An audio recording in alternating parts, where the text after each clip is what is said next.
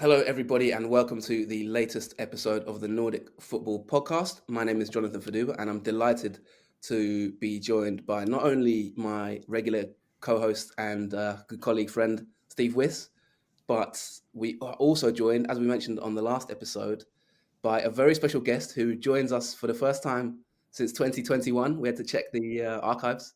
He is a man who you might have heard of recently because he's been in the news a little bit for various reasons. And one of the main reasons is because he's just pulled off a history-making, title-winning achievement with Mjällby in Allsvenskan, winning the league title at Little Mjällby for the first time in their history, pulling off an incredible season with a close to unbeaten campaign. Breaking the Allsvenskan points record for a 30-game season. We can reel off all the stats, and we will in a minute to reel off every single achievement he's done. But without further ado, welcome back to the podcast, Anders Torstensson, Mjällby manager. How are you today? Thanks a lot. Thank you for having me. I'm, to be honest, a little bit tired, but I'm getting there. It's really good to see you again. And yeah, we're so happy to have you back. Like we said, we had you in 2021. For long-time listeners, at that point in time of your life, Anders, you were just sort of come out of retirement.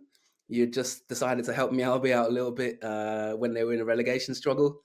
You were about to break the Allsvenskan clean sheet record at that point in time. You had gone 8 clean sheets in a row, and we were like, well, let's get this guy on the podcast and talk to him about how he's structured this defense and everything like that. And I don't think you thought it at the time, and I don't think we thought it at the time that 4 years later maybe Mjällby will be winning the title necessarily. No, for sure. So Steve's going to sort of, just for the listeners to know, in part, we're going to break this podcast into 2 parts.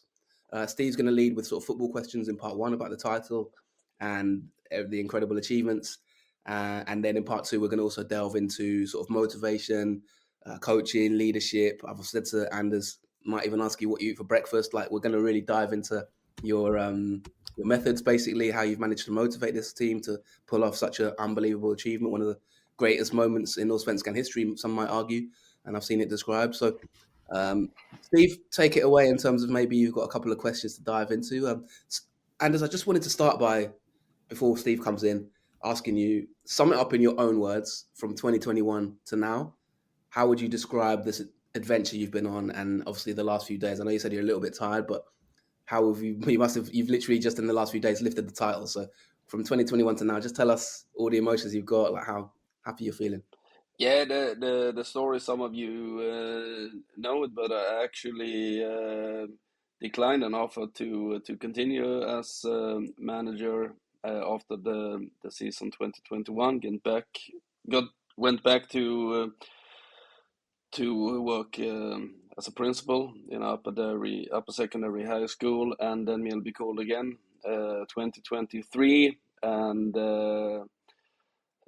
after thinking about it for a while, I said yes, and we had a fairly good first season when we actually reached the cup final, and I think that was a huge thing for the club and for us, just in matter of believing in our capacity and raising the confidence in everyone. So, and after 2023, we really sat down and did a really large analyzing of our game and recognized if we play like this another year, we will still end up like 9th and 10th in the Allsvenskan in a good season, and we tried to pin down what we had to change in our game to be even better. And back then we were really good in defending, as you mentioned. We were a good counter-attacking team, strong on set pieces, but we really didn't have our own build-up play. So we didn't have a high possession in our games. We relied pretty much on counterattacks and set pieces. So we did job and starting really to work with our attacking play in every phase. And I think that's one thing of the many that got us where to the point where we are in today. But it's a teamwork. It's many ambitious players and leaders working really, really hard along the way. So as you mentioned, and the last days have been amazing, unbelievable. It's just racing the cup, getting the medals, and then the celebration here in Little Sölvesborg, which is the name of the town, was really, really good, really good. So it's been a amazing journey and a lot of party and partying still continues. Do you know what? I think it's a brilliant story, Mjällby. And first of all, I want to welcome you onto the podcast. It's a great pleasure to have you on again. I think you've been a great inspiration, both as a manager and as a club. I'm going to take you back to the start of 2025. In fact, actually, let's look back to 2024 because no one even has mentioned this, but Mjällby actually did finish fifth in 2024. Only 15 points off the gold medal spot, had the second best home record. Only one team beat you at home in 2024. I can't remember who that was. You went unbeaten at home in 2025. But anyway, heading into the season, you obviously get into the Swedish Cup quarterfinals. Häcken beat you 1-0. What were your ambitions heading into the Allsvenskan season in 2025? You know, I think you were about 50-1 to win the league in terms of the odds. I think most pre-season predictions put you about 7th. But internally, were you thinking, do you know what? We can at least match the top 5 position again and potentially get better. So what honestly were your ambitions? Well, it's pretty easy to be honest about that one because we've been official with our goals and where we wanted to be. So as you say, it was a pretty tough one going from 2024 from the best season ever, but we still wanted to improve, and we set our goals pretty high. We wanted to reach the European qualifications. We wanted to take more points. We wanted to score more goals, concede less goals, and we wanted to have more clean sheets and so on. And we tried to find a level in that goal setting, which we did together with the players that were really inspiring, and we have been working towards that those goals since then. So that's one part of it, to just work really, really hard together towards the goals that we sat down and created ourselves, and then reaching it. It's a powerful feeling. Just some numbers here. One of your coaches, Carl Marius Axcom, who came on the podcast this summer, tweeted out recently some brilliant stats. 75 points. That's 8 more than any team in history in the Allsvenskan. 12 away wins. That's 2 more than any other team in history. 22 consecutive games unbeaten. 23 wins. You actually started with 2 draws, interestingly. Yeah. And the late equaliser in game week 2 against Guys. Looking back, that might be quite a big goal, and against a very, very good team, actually, Guys, one of the best teams. And then you went on this great run, really. There was that defeat to AIK in there. And, you know, it's getting to the stage where I guess the question is, from me, when did you honestly start to think, hey, we could actually win this league?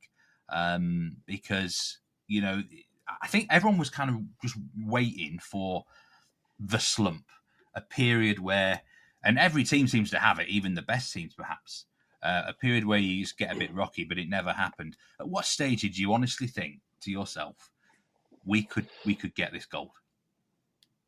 Honestly, I let myself have the feeling just when I drove the car to the last training before the game, away game against Gothenburg, because we used to train in the morning, then have lunch together, and then go travel to Gothenburg as it was this time. And on my car on the way to the training, I really allowed myself thinking we will do this. We will do this. And before that, there were many occasions, both other coaches and especially media starting speculating really, really early. But our and my main focus was to not speculate. Just keep the same old routines, just focused against the next game. We have never addressed our position in the table. We have never addressed how many points we have. We have never addressed what could happen if we lose or win the next game. We have had really 100% focus, keeping our routines and focused to maximize our performance up to the next game. So the answer is that I really didn't allow myself to get ahead, starting thinking about buts, ifs. So for me, it was actually the morning, the day before the Gothenburg game. I really believe from my heart that we can and we will do this. I think that's for me personally. I thought the most important run of games you had was around match day 18 to 21. You beat Hammarby away, you beat Malmo away, you drew against Djurgården at home. There was a very late goal there which kept your momentum going, and then you beat Gais away 2-0. Yeah. And Gais, I think for me, Gais were a very, very impressive team this season, and especially around that time they were playing very well. I honestly thought you've got this. So that is very interesting. I just want to talk to you about metrics and tactics now, because I don't know how much of a metrics man you are, Anders. Everyone's different these days in football. You actually had some incredible overachievement on the metrics, as some might say, in terms of expected goals. 49.2 expected goals, and you scored 57. At the other end of the field, expected goals against, overachievement of 22.2. Now, everyone has loads of opinions on this. I'm just interested because there's so many teams who have the opposite to that, who actually underachieve. What do you think the key is to get I suppose, the club, the players, and the tactic to overachieve in that sort of way? I mean, defensively, sometimes you can say, and I'm sure you will say, you've got a very, very good goalkeeper, and he had a brilliant season. But it's not just simple. It's not just as simple as that, is it? Though, what do you think the key is to get a team to overachieve in terms of its metrics? It's not, in my opinion, it's not just luck. You're right. Everyone needs a little bit of luck here and there. Not. But so, what do you think the answer is there? A lot of answers. First of all, I think this is a fairy tale. Of course, it shouldn't be possible, but it would be even more upsetting if all the numbers tilted our way as well, because I think we have to have the margins, and one major key, as you said, is Noel Törnqvist, who, in my opinion, is by far the best goalkeeper in Allsvenskan this year. I think it's, if you're looking at XG against, I think he saved us from like 8 or 9 conceded goals this season. Some amazing, and he's been the best version of himself for sure. The other thing is that, of course, we have to have good players, and we have, but they have to peak during the same season, and they really had. And if we look even deeper to it, I think we'll manage together to have a group that's really, really tight. We sat down and created our own core values of Mjällby. How should a Mjällby player act on the pitch and outside the pitch? And we have really followed them and have had them as a very important guideline. And that's also one thing that make the players know to really feel the core values, and it's up to us as leaders to get them back if they don't. So we have been kind of tough with following them, but I think that creates also a very, I'm trying to find the English word, a very like harmonious. no, not harmonious. It's the players know very clear. Like alignment, kind of align. Yeah, exactly. And if they go outside that, once again, we and or the group has to remind themselves and everybody what's our core values and our guidelines in this season. Yeah, Tornqvist, I must say, had a really brilliant season, like you said. Recently been called up to the Swedish national team squad. He may well be their answer in between the sticks because there's been some problems there. Of course, I mean, we might talk about transfers at some point, but Como have signed him, loaned him back to you, and I think they've got a really good goalkeeper on their hands. That is a club really on the up, actually, Como in Italy. I could do a whole podcast on them. But, yeah, the tactic. Now, it's interesting, in your 2 stints as Mjällby manager, the 15 games that you had in 2021, you actually averaged 1.8 points per game. And since the start of 2023, 1.93 points per game. Those are absolutely brilliant numbers. I don't want to, because tactics can be, you can go on forever, can't you? But you've always seemed to be a three at the back sort of man. Yeah. I'm interested in your sort of tactical dimensions with that, and why it always has been the case three at the back. I suppose your core principles of tactics, and as if you don't mind explaining that to the viewers, what's led you towards this title. Yeah, I can say a few words. That's a part of the analysis we did, and after 2023, and we also could advertise for assistant coach who were very skilled in build up and attacking play, and I think we had 85 coaches applying for that job, and finally we selected Carl Mario Saxon because we thought he was really, really skilled, and together with him, he was a huge important tool, especially in the beginning, and he's very skilled in those parts of the game. And after that, we really developed our tactics together, and I've actually seen a lot of experts trying to analyze our game, but I actually and honestly just have seen one analyze that's really spot on. But to cook it down a little bit, we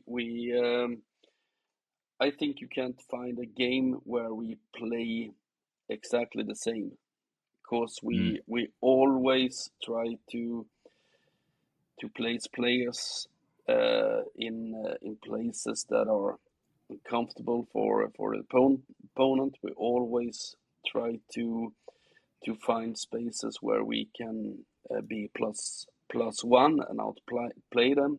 And the basics really are that we're playing an attacking game with 3-2-4-1, where our wing backs can be really, really high, pinning the fullbacks, or dropping down so we can play around and then behind or inside. And we always play with 4 midfielders. We can play with 2 number 6 and 2 10s. We can also play with 1 number 6 and 3 10s, and we can play in a diamond formation. And we're training a lot on these different formations, which means that we can change them during a game like that. Just to tell the captain, this means we can really be flexible, and players can adapt really, really fast. So we always have a different game plan. Some games we want to play with really high wing backs. Other games, like the last one, we want to drop them down because we scouted that the fullbacks aren't very keen of pressing. Other games, it's about finding the 10s. Next game, it's about finding the little longer passes up to attacker, playing back, and then go through. So I would say the players are very skilled adapting different formations, and that's a key in our attacking part of the game, and we trained a lot on that. So last year we trained a huge amount of build up, and this season I think we switched that to play a lot against low defense, because we recognize that teams, especially on our home ground, wanted to exercise a low defense and counter attack on us. So we have been training a lot to punish a low defense.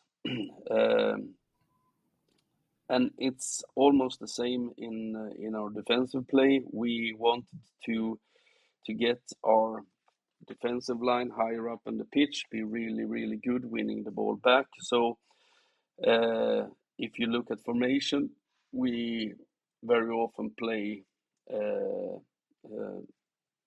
5-2-3 as a standard formation, but we can change that as well. We can split the sixes inside. We can play, and we have played 4-2-4, and we practice man marking in high press and against goal kicks a lot, and both in attack and defense we are really aggressive with our outer center backs. So in attacking, you have the numbers. I think our left center back Tom Pettersson has scored 6 goals and have some assists as well. Abdullah Iqbal have scored some as well. So that's it's really hard to defend that, and we found ways of keeping the balance anyway. So we always want to be +1, which means that if one of the outer center backs go, we have to keep the balance with the other 2 and 1 number 6, and so on, and be really keen of having the attacking marking. And to just to add something else, we've been really good in set pieces as well this season. So that's about it. I know we can talk about this for hours probably, but that's the short story. That was brilliant. That was a brilliant breakdown. And I've got to say, over the last 3 years, I've watched quite a lot of Mjällby games, and I think you've come up with some of the best individual game plans for teams. I think 2024, the win you had at Malmo 2-1, I think it was the only time they lost at home all season. And they were brilliant in that season. And that just kind of summed it up. But thanks so much for that tactical breakdown. That's going to be my last question from a footballing point of view. I might ask you about your golf game a bit later. But that will do for part number 1. Stay tuned for part number 2, where Jonathan's going to delve deep with Anders about all sorts of things, from coaching mentality to off the field. So stay with us on the Nordic Football Podcast.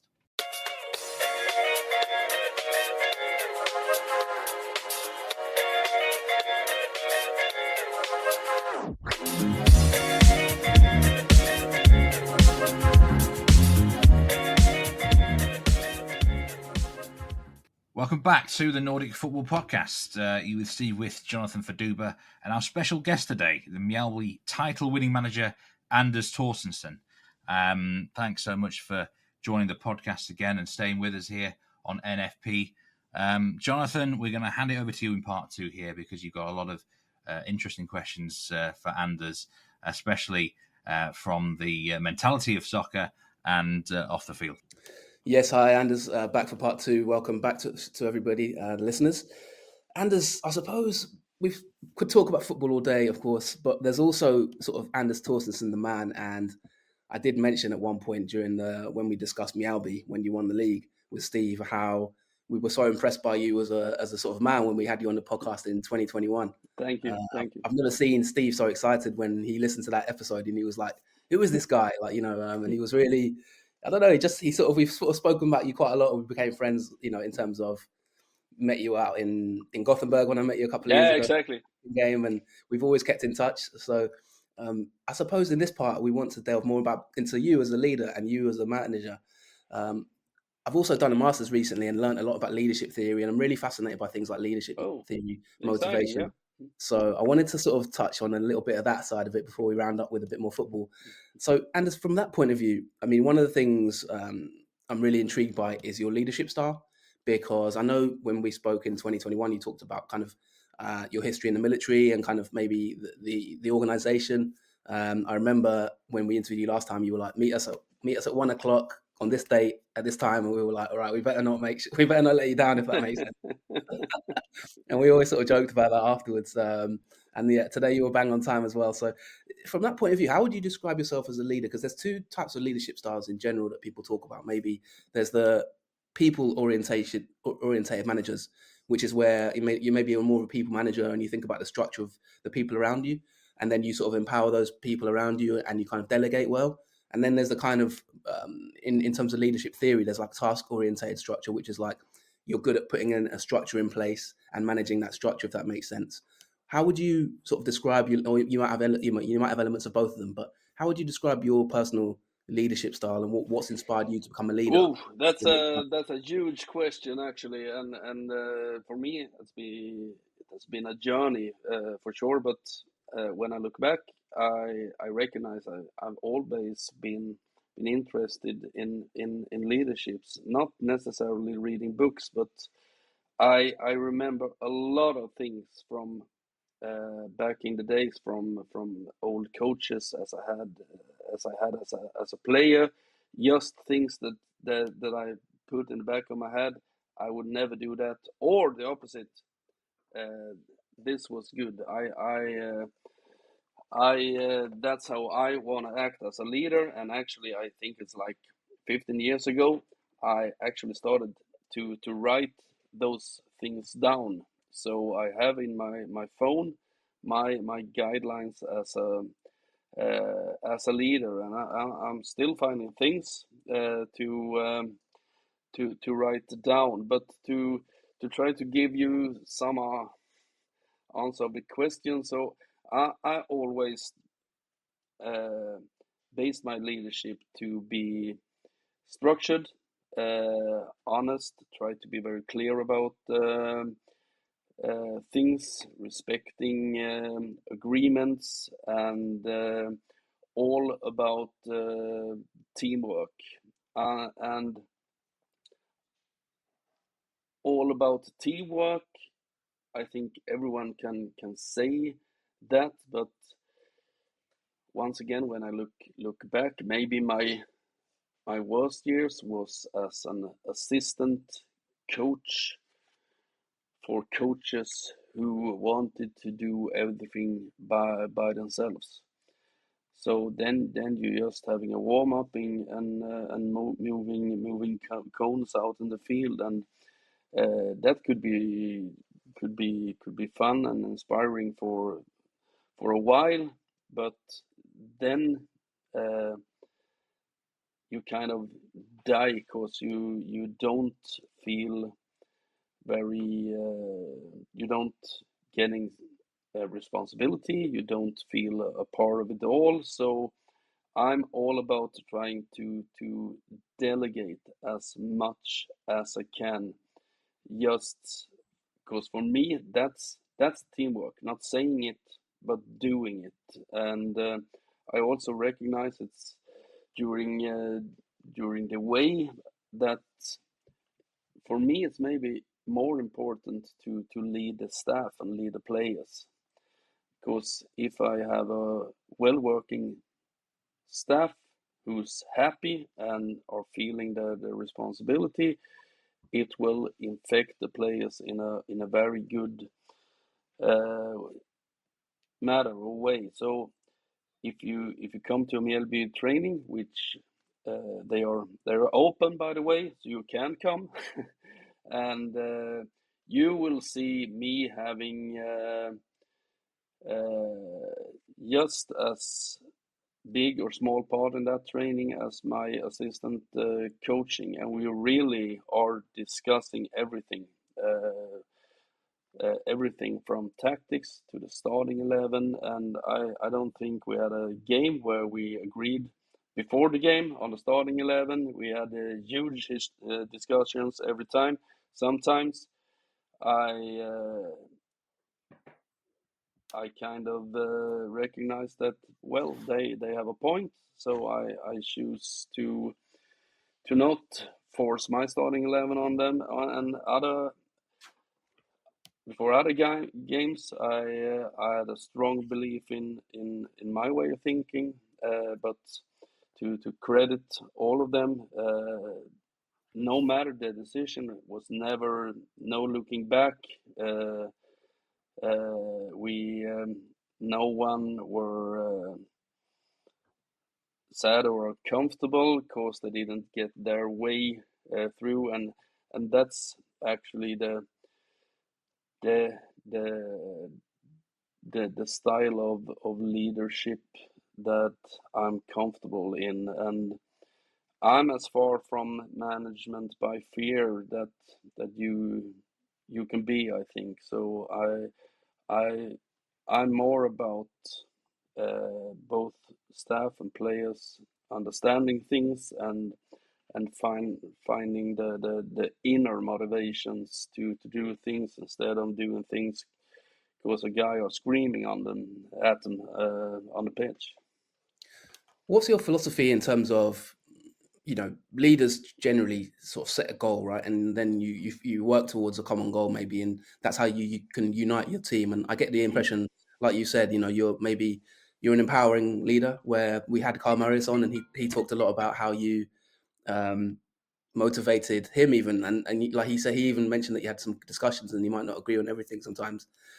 Yeah. But when you're a manager of a team that's won the title like Mjällby, where the expectations were never really to win the title, how did you set, sort of maybe say in pre-season or after a few years of coming back to Mjällby, what did you set as Steve asked it a little bit in part one, what did you set as the goal, and then how did you adapt that goal? Or were you just sort of like focusing on small wins for the group, like win one game, and then see where it goes? Because I imagine there No. must Yeah. be a point in the season where the goals kind of change a little bit, and do you have to have a Yeah. discussion? Or No, not during the season, but a turning point was actually when I came back in 2023. Kristoffer Augustsson, who is my second assistant coach, great guy and great coach as well. All the spotlights have been on Carl, but he's as skilled as Carl in many parts, and a great coach and a great person. But then it was me, Kristoffer, and a guy, Stefan Ekstrand, who got together, and we had our first year, and we just kind of took what we had and went with it. And we halftime through the season, we starting to maybe doubt some things in our style of play, starting to change things,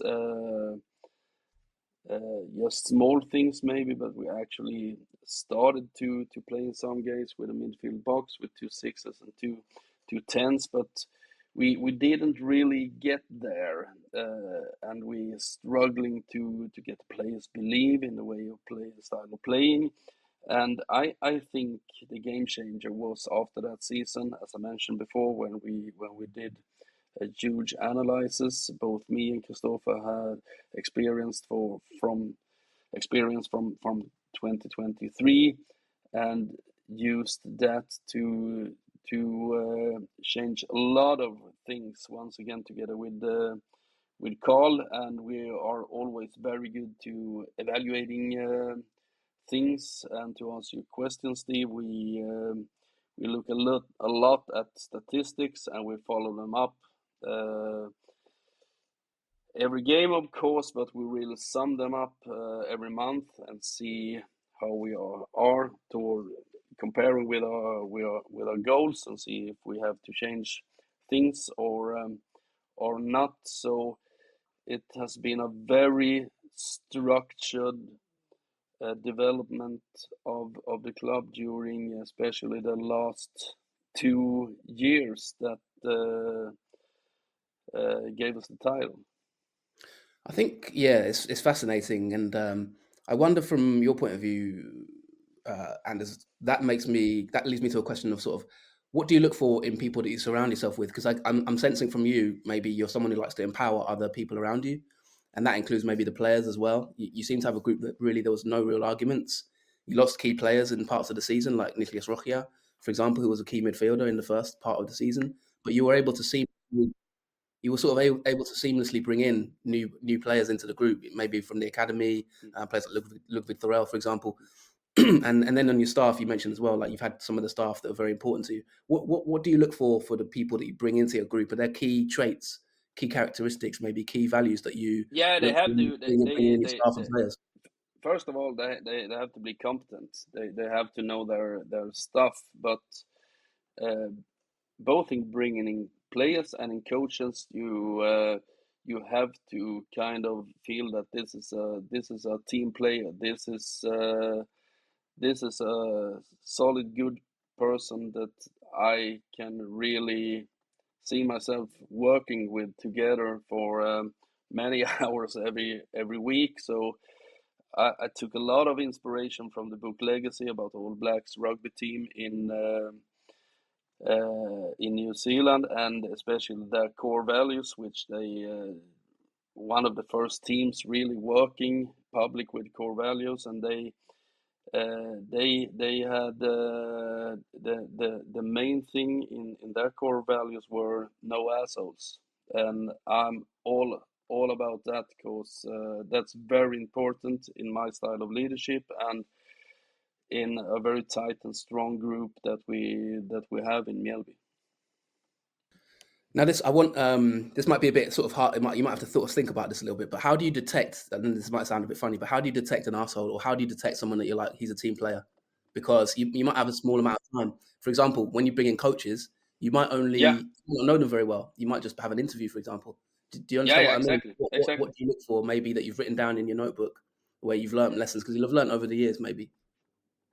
Yeah, but most of all, I've been working with people and leadership the whole my life. 10 years in the military, 20+ year in as a headmaster, and coaching since 2002. So my life has been all about working with people. So I really feel I can detect things in a better way, being almost 60 years of age than I could do 20 years ago. So one thing is about experience. Then we take even in players.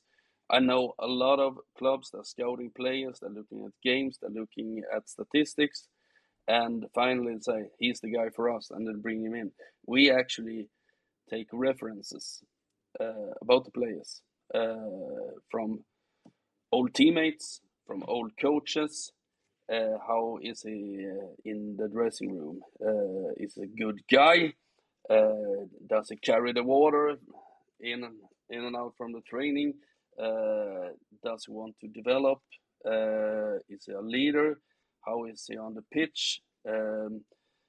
does he want to improve? Does he have the grit and so on? And you can't be spot on every time, but we try to. I think one of the great things about this story, Mjällby's, adventure really, is the fact that you haven't. People we've kind of portrayed this as an underdog story, and as Steve mentioned it in part one, you came fifth last season. You've been on a slowly upward curve. You nearly broke the Allsvenskan clean sheet record 4 years ago. I don't personally think this is really like a massively underdog story in some ways, because you've been so dominant in Allsvenskan that it's like almost you are the dominant team in the league, if that makes sense. It's not just like a fluke where you've just managed to scrape wins. You're dominant. You've been dominating games home and away pretty much the entire campaign. Only one defeat. That leads me to sort of ask that question, Anders. Like, how did you what are those values that you set in terms of, like you said, you don't want, you want good people in the dressing room. You're empowering your leaders and things like that. You've obviously got to identify talent. You do monthly reviews of your tactics and the stats. But how have you sort of set that tone of like winning games, if that makes sense? You must have a kind of, when you're going into matches, for example, I'm thinking, as a good example, you must be a winner. You must want to win, if that makes sense. You know what I mean? It's not just like a fluke. You've clearly set your standards around the club to win. How have you been able to implement that based on things you've learned? Like you said, maybe what not to do. I don't know if you have specific examples of maybe things that you don't do, for example. Are there sort of little key things that you think have been important to building that winning culture, if that makes sense as well? Just apart from like having good people around you. Yeah. For me, I have to go back to the core values, because we had a really interesting discussion about that after 2023, because we kind of saw that when you ask people, and even the leaders who sat down and doing the analysis, what's the core values of Mjällby? And you can find a lot of players back then a lot of people who would say, well, Mjällby is a hard-working team, tough to beat. They never give up. But okay, do we have that? Have we discussed that? Is it written down somewhere, or where is it? Well, it's nowhere. It's in some people. So we really said that we sat the players down and asked those questions, as I mentioned before. How is a Mjällby AIF player out on the field during game and during training? How is a Mjällby training outside the field, meeting supporters, living as a Mjällby player 24/7? And it wasn't like we sat down half an hour and now we're done, because we sat out 4 times and discussed it deeper, try to divide it in different areas, about loyalty, about being professional, about honesty, and about everything. And I think that's a huge help for getting a team together, because it's not me who has been reading down those guidelines, those core values. It's the players and we together. And it's from them. We actually told them from the staff, if we want to add things, we will do it. Just so you know, we didn't have to add anything. Not a single item in that core values. And it's all about to being professional, always prepare for a game, always prepare for training. No one has the right to not give 100% in training, which means we have very high intensity trainings, and we are increasing the intensity year by year in the trainings. Now we got a problem, new players coming in, they get injured. So that's one thing we learned. We have to periodize them into our training. You can't go full load from day one, because they get injured. And we also have very soft values. Everyone is taking care of each other.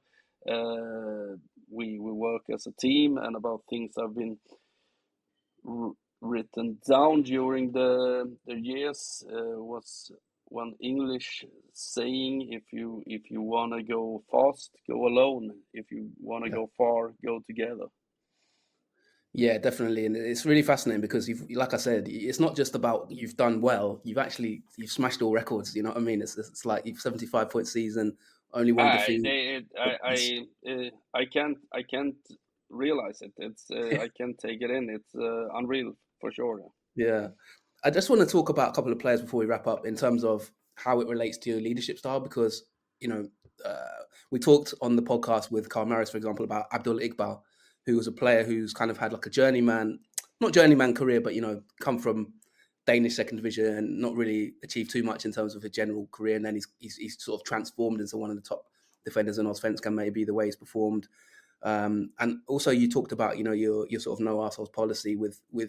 I wanted to ask you about sort of Abdoulaye Mane as well as just two examples because I mean we all know about like people like Jacob Bergstrom. We've talked about him many times in the show, like what a great character he is. We've always talked about players like that. Lot of them. Yeah, Elliot Stroud, obviously, just an unbelievable player. Tornquist, like you said, in your words, best goalkeeper in Allsvenskan by miles. I just want to ask about those kind of other players though. Like the reason I ask about Mane is because from what I understand, he was sort of like a lot of other clubs looked at him. In Allsvenskan. I think he had trials at a few other clubs, and then he ended up at Mjällby. And I just wondered, you talked about kind of maybe doing references. What was it that maybe you spotted in him? And I guess this is more about your leadership, but that's what I'm trying to get at. Like, what do you kind of see in people sometimes where you're like, no, we should give that guy a chance, if that makes sense, that maybe other Allsvenskan clubs. He was open goal, so that's a kind of a fairy tale story. I think it was a club of Kolding in Denmark. He was there for a trial. We got a tip from a Swedish guy in Denmark. Coach Kolding didn't want to take him on, and he just rang our sports director Hans Larsson and said, "Hey, this guy got a visa. He was supposed to sign for Kolding, but they wouldn't sign him. Could you take him on trial?" We took him on trial. I think it was for sure in the middle of the winter, and we saw in him some really good skills. He was actually trying out as a attacker and was really good. I think he was 19 years old when he came, and I got to talk to him a lot, and it could be very hard for some African players to adapt both to the culture and the weather and everything, but he has a father who worked as a principal, a mother worked as a teacher, and he was more European in his values and upbringing and everything than any other African player that I have met. So the asshole warning went out the window from day one. He's a really humble, great guy who's very skilled, and I wish him all the best because I'm pretty sure we won't be able to keep him. Yeah, of course, there was that Olympiacos story, and I won't ask you about that, but I know there's a bit of a kind of a controversy there, and he ended up staying, which would have helped you obviously winning the league from that point of view. And there's just a couple more questions before we let you go. Obviously, we could talk here all day, like we said. The first one I wanted to ask about was, for you personally, what it meant winning the title in terms of just like the journey you've been on from principal, military manager, that kind of thing. What it meant to you personally in terms of achieving that goal, because the closer you get to it, like I said, I remember texting you in May and I said, do you think you can win the league? And you were like, not impossible. And I've still got that text. I might even screenshot it on Twitter or something. Because I remember when I saw that text from you, you're welcome to do that. Don't rule them out. But, it's not easy to do that. And I just wanted to ask, at such a small club like Mjällby, you must take a lot of satisfaction because it's not like you have huge amount of staff. So for you, manager, you must have to do a lot of things as well. It's not like, say, a Malmo or Oyiko where, it's a much bigger infrastructure. You can delegate a lot better, you know what I mean, in terms of you've probably got more people to work with than, say, a smaller club like Mjällby. I mean, we spoke about it on our last episode, when we talked about Mjällby. In terms of your operating budget for the year, you actually have a smaller operating budget than Varnamo this season. Yeah, exactly. Who will relegate. Yeah. So it's like, from your point of view, as a manager, you must have a lot of work to do. Can you just talk to us about the amount of work you've actually had to do in terms of your personal work, like just around the club, things you have to think about, and then that you've been able to delegate. But also then that must give you a lot of satisfaction, because when you win the league, it's almost like you've worked almost doubly hard for it, if that makes sense, compared to, say, some of the bigger clubs. Yeah. Actually, this is true. A little more than 1 year ago, my wife asked me, "Have you written down how many hours you work every week?" No, I have not. Well, do that. And I responded, never. And then she did it secretly without telling me. And she didn't include the traveling time for away games. And during those 3 weeks, I was working between 60 and 70 hours every week.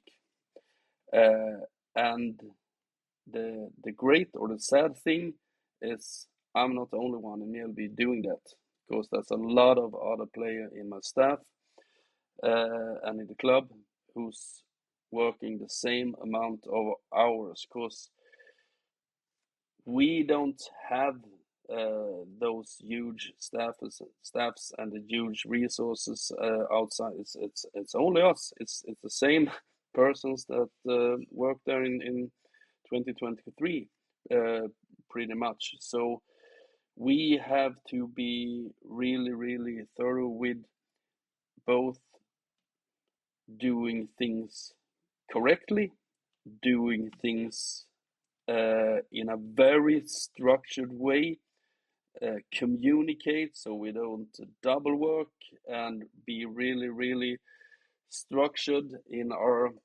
daily work. So we have schedules for everything, and we try to be really, really effective in everything we are doing. So that's one thing, and of course it's also the same as I told you with the players. We have a lot of very professional, skilled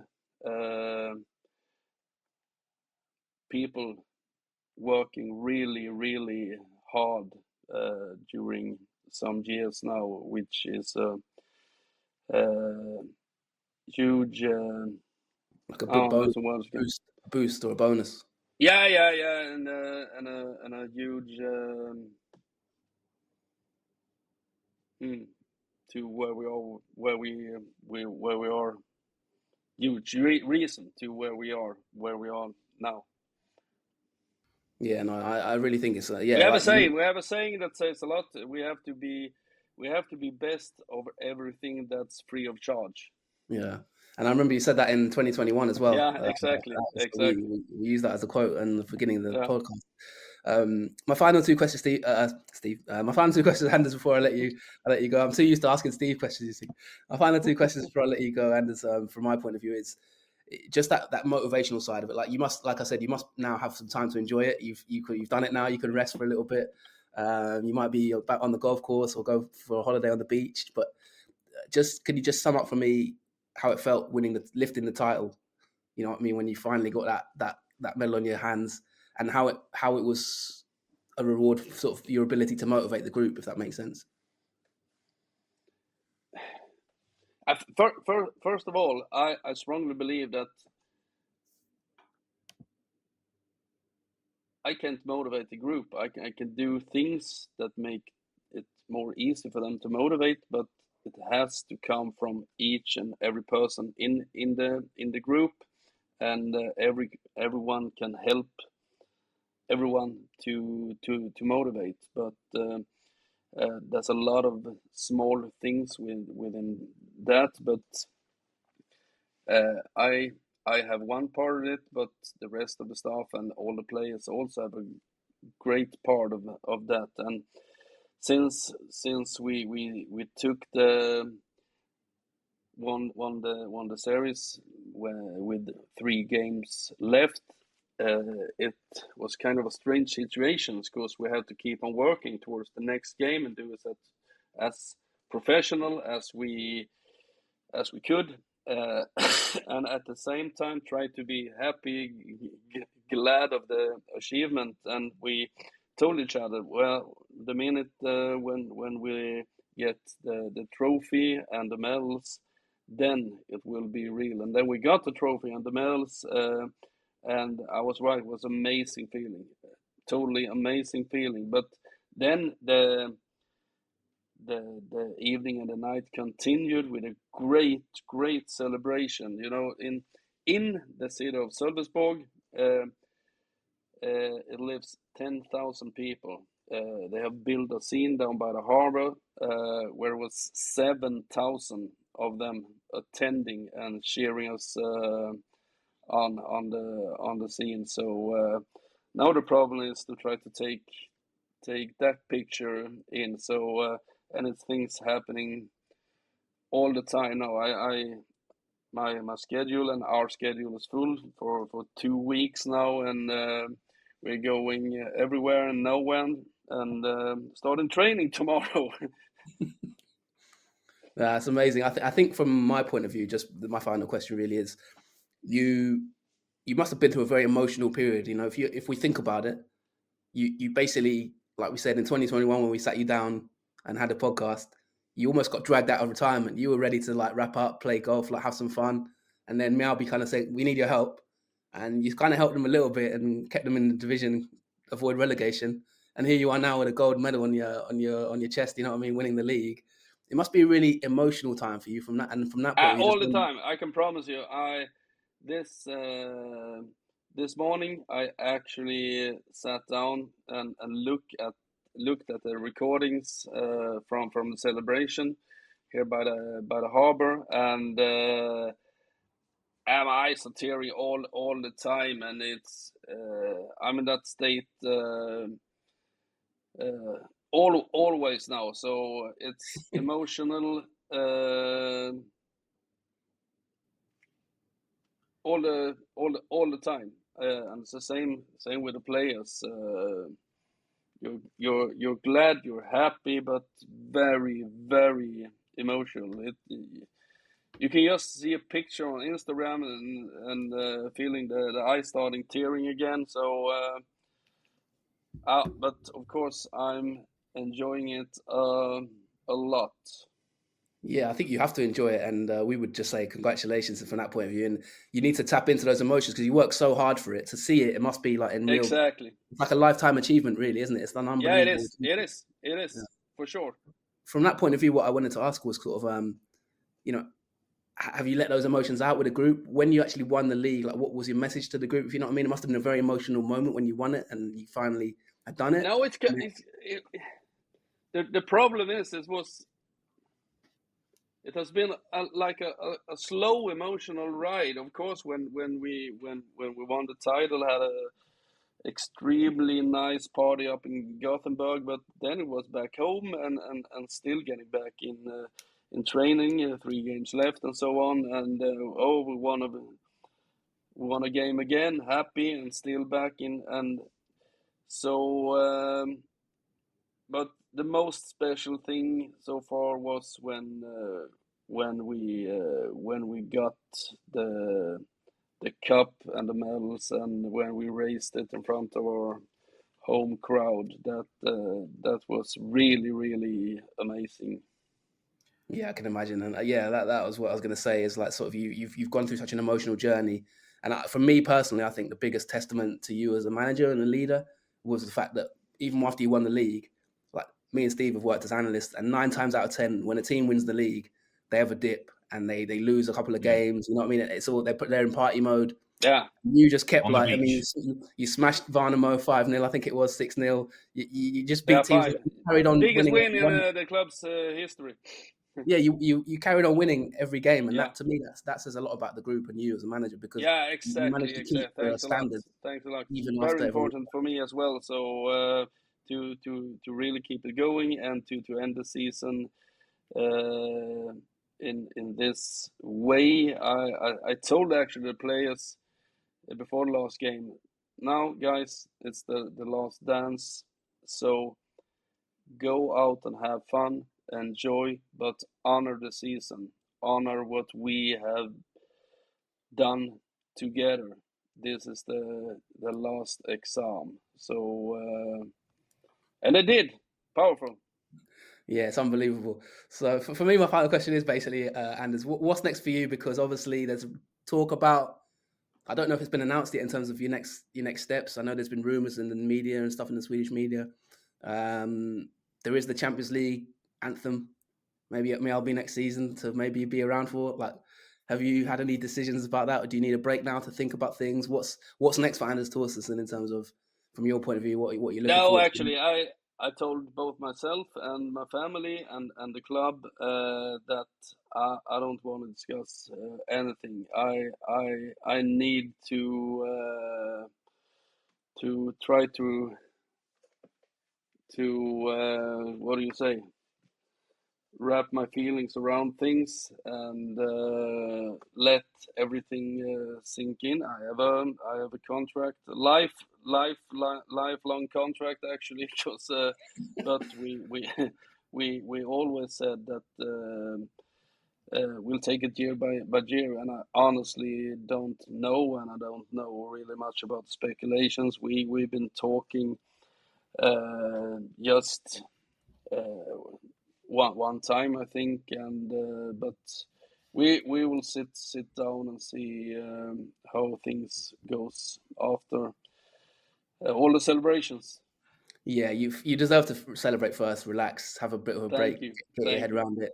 I think that's probably the most important thing. And yeah, just want to, obviously, Steve, I'm going to come in with one final question, but from my point of view, thank you so much, Anders. Like, you've been an inspiration for the podcast. Like, we've been sort of cheering you on in the background a little bit in the last year. So just wanted to say means a lot. Winning us, and thanks a lot, guys. Yeah. You worked so many hours this season, Anders. Did you actually manage to find time to get on the golf course? Because I know your golf game was in good shape a few years ago, wasn't it? Yeah, and it's in even better shape now. And now today I got an email from the club. Now the greens are closed because it's winter. Oh no! You'll have to do the indoor simulator. yeah, we have one actually. So we'll see. Yeah, is it? It's Solversborg Golf Course. Is that the one that you play at? Yeah. I need to get out there to the area and see a Mjällby game and play that golf course. Yeah, for sure. Do that. Yeah. Thanks so much for coming on the Nordic Football Podcast. Thank you for having me. It means a lot. Thank you, guys. Really appreciate your time. Thanks so much, everyone. Put your comments in about what you think to the interview, and we wish you all the very best for the future, and Mjällby as well. So all the best and goodbye to all. Thank you, Anders, history-making manager of Mjällby.